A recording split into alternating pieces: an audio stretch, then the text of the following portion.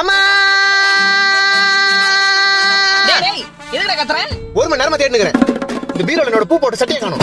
பீரோலயும் சரி வாழ்க்கையிலும் சரி நான் தேடுற விஷயம் மட்டும் கிடைக்க மாட்டேங்குது. டேய் பீரோல தான் மடிச்சு வச்சேன் பாருடா. நான் கபோர்ட்ல தேடினுக்கிறேன்.